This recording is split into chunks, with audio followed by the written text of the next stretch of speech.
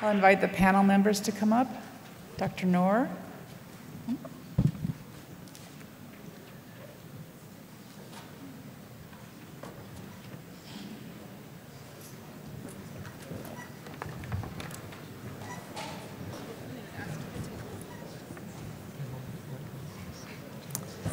So the floor is open for questions. If anyone dares to get up to the microphone.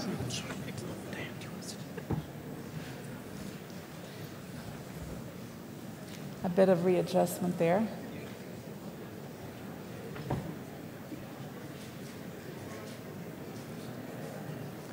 Oh, wonderful. Yes. Hi, I'm Ursula Dalrymple, currently unemployed. We're having problems because so many people are moving in the back. If you could speak up. Hi, I'm Ursula Dalrymple, currently unemployed. My question is primarily, I guess, for Dr. Noor. So you mentioned that there are several different ways of putting together national malaria case counts, one of which is adjusting routine health facility data, and the other is using these prevalence to incidence models, which both kind of fundamentally estimate different metrics. So the case count estimates malaria-positive fevers, and the prevalence to incidence estimates truly symptomatic cases. What do you think is the most important number to estimate here, and is it important that, that the difference between these case counts is kind of sometimes unacknowledged? Does that actually matter? Who would like to tackle that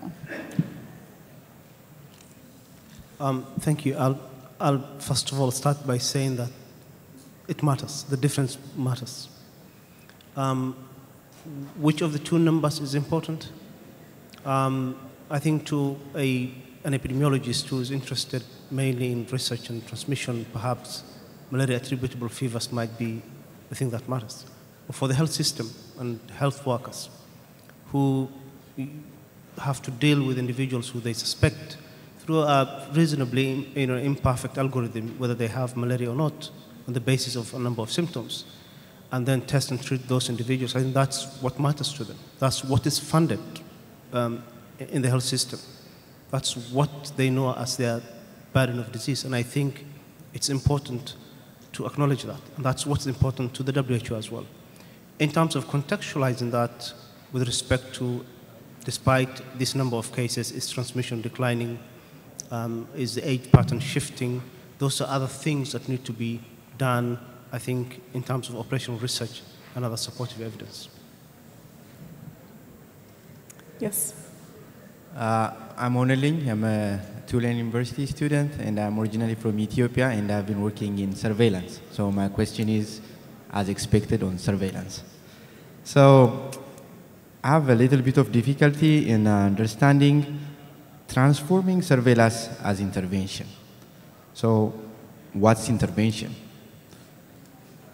But my question is actually, when we say if we are in a situation like in a resource-limited country, what is the guidance in prioritization? Like, should we strengthen the surveillance system or actually prioritize, again, the actual interventions, which is LA line or RS or things like that? So what is the guidance? And my final question is, what's strong surveillance? I mean, surveillance, it can go from like asking people, do you have fever, all the way up to the presentation about using genetics. So where is strong surveillance? What's strong surveillance? Thank you very much. Well, thank you very much. 3 questions. What is surveillance as intervention?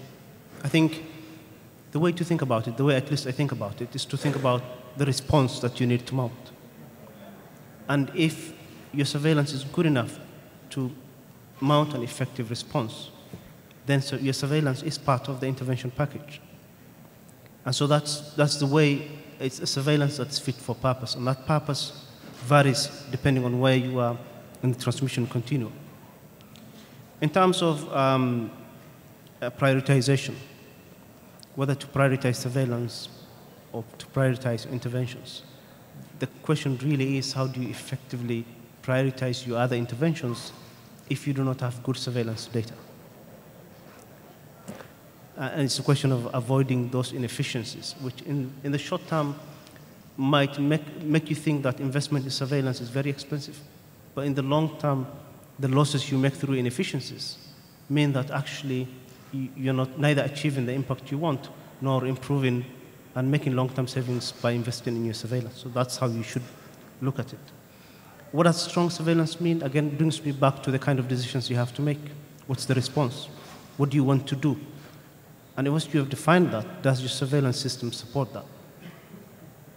And I think that's how you define what a strong surveillance in your context means.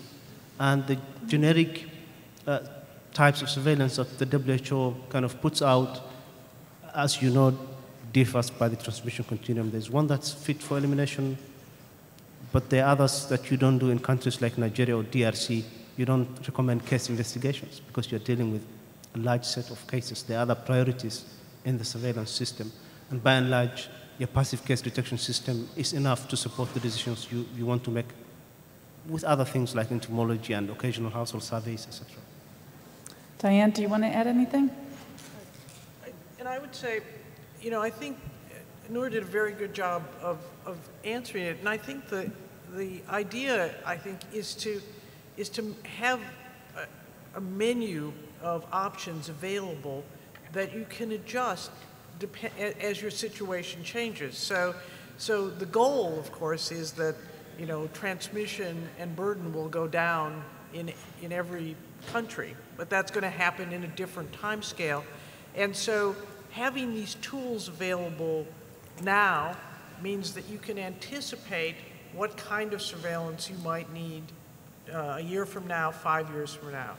And to comment on the genetic surveillance, I think, again, this is, if we use other diseases as the example, in the final stages of eradication, it's going to be critical to have genetic data to know where infections are coming from, what transmission networks. I think the question is genetic data also useful in a high burden setting? And there I think that's a matter of research and a matter of this interface between what question are you asking and how will that help you make a decision in deployment of resources.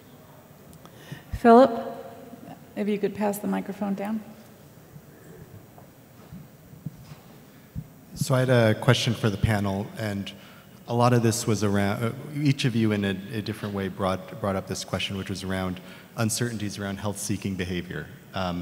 And as we think about, it was great to see the themes of data, surveillance as an intervention woven throughout the entire session. When we think about now health-seeking behavior, I loved how Pedro pointed out that there were uncertainties in the numerator and uncertainties in the denominator. What are some of the things, each of you pointed out ways in which, what can we know based on what we have now, and what are the routes to improving this, and how far do we need to go on that? And was wondering if you could comment along those lines.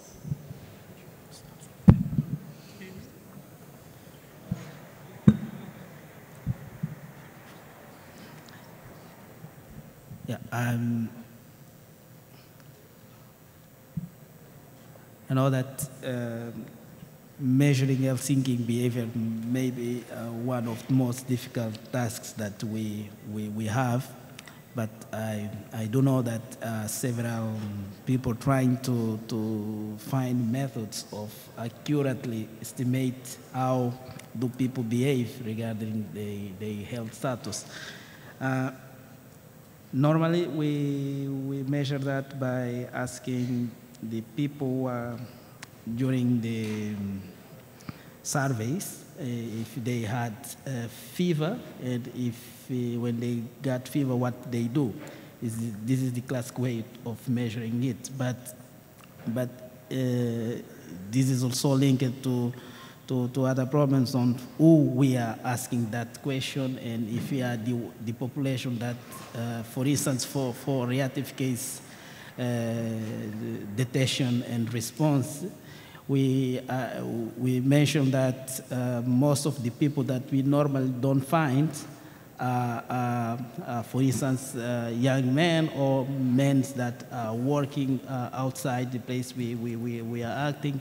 And for this specific group, for instance, it's hard to know how do they behave in terms of when they got fever or not. So this is what I think. I think to try to add to what you said rather than repeat what you said, which I completely agree with, I think there's a big need to understand symptomaticity in the first place, and whether the question, did you have fever in the last 2 weeks, is the right question always. Of course, in modeling, it's really important to understand just what is going on in the first place and what might trigger health seeking in the model. But I think fundamentally that's kind of a basic biology and epidemiology question that we don't quite understand yet. Yeah, I completely agree with all of that, and I don't think it's an easy nut to crack at all. I think there's opportunities to make relatively rapid gains in our information that we have available. We could do more than just ask, have you had a fever in the last 2 weeks? And then a very limited set of questions as follow-up to that. Maybe not rolled out across all household surveys, but piloted in specific places. We could really drill down a lot more and then triangulate that back against the more widely applied survey questions. I think that, there's missed opportunities in cross-sectional surveys to get a little bit more information that would be helpful. We do need to be creative here, I think.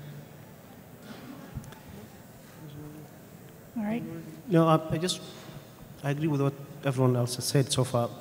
I also wanted to just comment on the fact that we tend to focus on a fever and whether it's been treated or not, but we ignore the decision to actually seek treatment.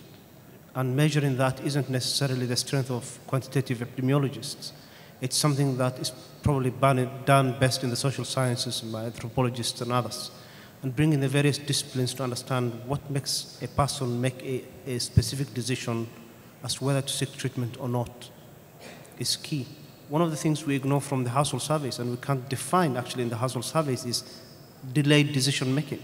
What proportion of people who have not sought treatment today are going to seek treatment in the coming days? And that might be a big proportion of the so-called not seeking treatment. Question?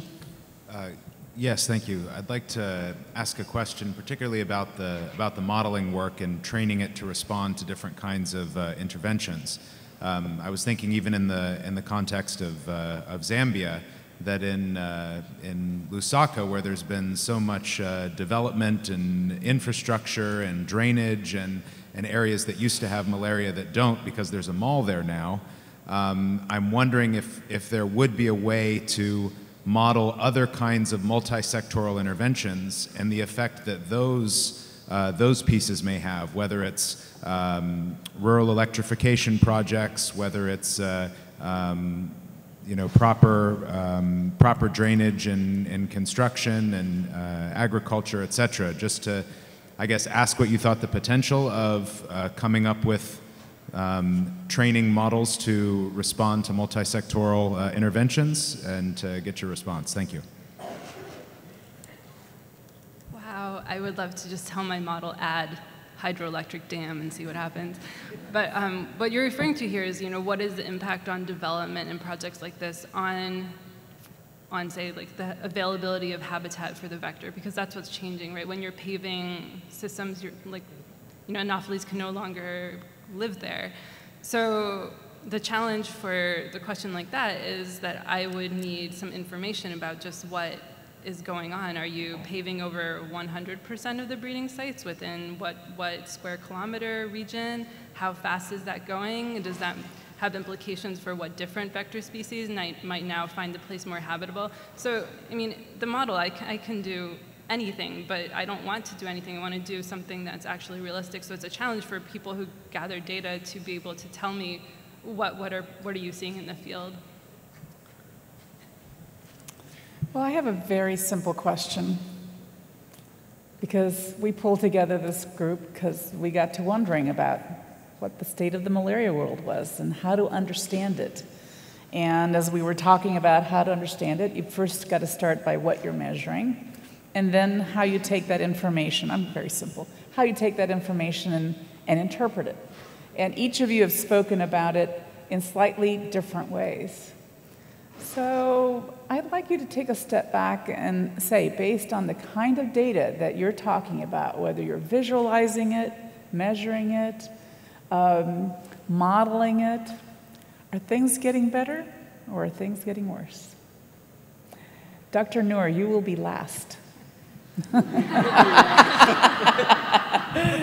Since we don't really, I'm not really asking for a peek into the World Malaria Report 2018, but I'm saying based on what you're seeing and the analysis that you're each doing, and maybe Pete, you just did a whole lot of mapping, yeah, and you just finished this 2018 report. Where do you think we're going?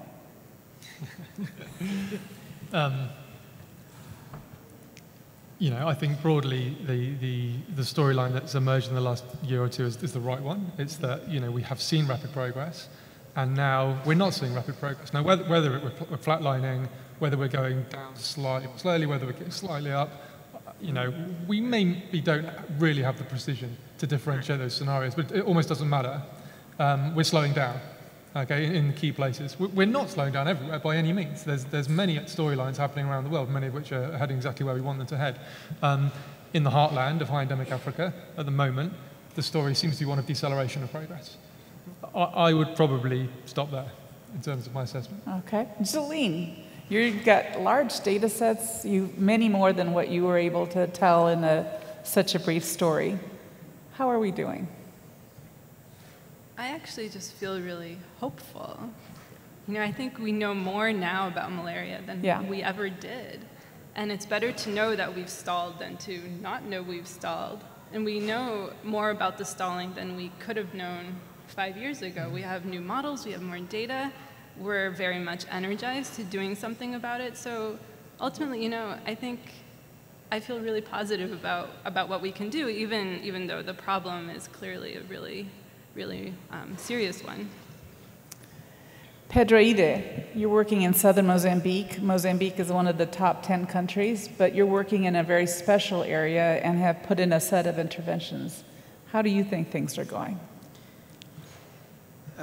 For me, I think it's both simple and complex, and it depends on the level of expertise of the person who sees or reads the data.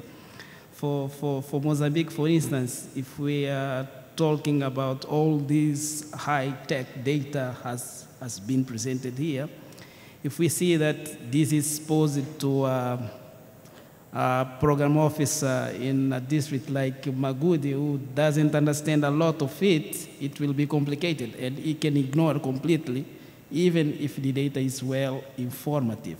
But if that is translated into a very simple way of explaining what that means and accompanied by a set of responses that could be chosen to act against that data, I think it could be easy.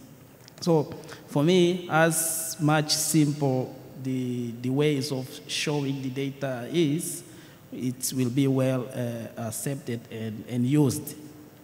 Okay, thank you. Diane, you do not have all the data points you would like. You would love to collect more data points, but based on the areas that you're working on, how are we doing? You know, I would say I agree with the comment that we now know much better where we stand. I would say that previously, I think the solidness of the data prior to the last 4 or 5 years is probably in question. Not to say it's completely inaccurate, but now I think we are starting to figure out what we know and what we don't know. And I'm very hopeful that we made progress. There's no question. I think that there is a challenge. I think we have kind of reached a point where we've applied with as much, you know, sort of intensity as is possible under current conditions, the tools that we have. And so I think we're ready for a pivot. We're ready for a change in how we look at things, and we have much more data and much more integration of data and much more realization what the data is telling us. Dr. Noor, final word. As hopeful as everyone else. And I think there's no question we are in a much better place than we were in 2000 or around 2000. But it's about making progress. And the data suggests that over the last 3-4 years, that progress has stalled. And now it's about how do we, as Diane says, pivot again towards further progress. I think that's the discussion here. It's not, there's no question that we're in a significantly better place than we were before. The only thing that sometimes I find a little bit regrettable is we haven't really made use of the data and the tools available to us that we could have used 2-3 years ago to ensure that we do not revert in some settings, to be more efficient with the way we do things and more alert and really accelerate towards further gains. And I think the response should be around how best do we use those tools. We have one last question. Hi, I'm Bugvi Rao from Médecins Sans Frontières. The words that I hadn't heard anyone say at the moment are refugees, conflict, and people in flight. And we know, even from the last World Malaria Report, that levels of, that malaria is resurgent in many conflict areas, and that we're seeing it in Yemen and Rwanda and places that we thought had really reduced. How are your incredible sort of tools and capabilities that you've been talking about so far, how are they going to capture what is happening in Eastern DRC or South Sudan? And are these numbers therefore being massively underestimated in these reports, and therefore are these hotspots being forgotten? Perhaps that's Dr. Noor. Yeah, that's a very good question. We, as the Global Malaria Program, have been closely working with other departments in WHO that are responsible for emergency response to look at the burden of malaria among refugees. In a paradoxical way, the information about malaria in refugees is probably more solid than the information about malaria in the wider population. And in some settings, the response more appropriate than it is in the wider population settings, notwithstanding the tragedy of conflict. And I do not mean to say that this is happening everywhere. But more broadly, conflict has played a significant role, I would say, in countries like the DRC, in South Sudan, in Yemen more recently, to reverse all the gains that have been made over the last 5, 6, 7, 8 years. And that really is, among the many other tragedies, the real malaria tragedy. To finish off this session, I would like to invite Abhilasha Karki up to the podium. I'm assuming she's here. She was shy, she was standing in the back.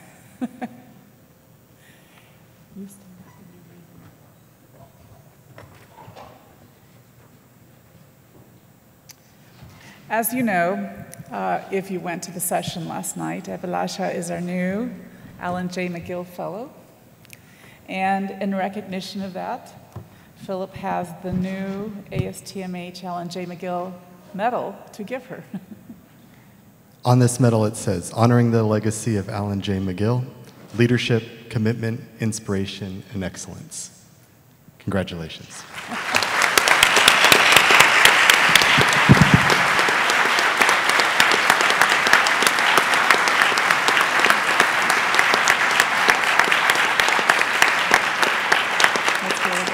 Now, I think that means she'll be speaking next year. You can now worry about it for the next year, just like the rest of us. Do you want to say anything?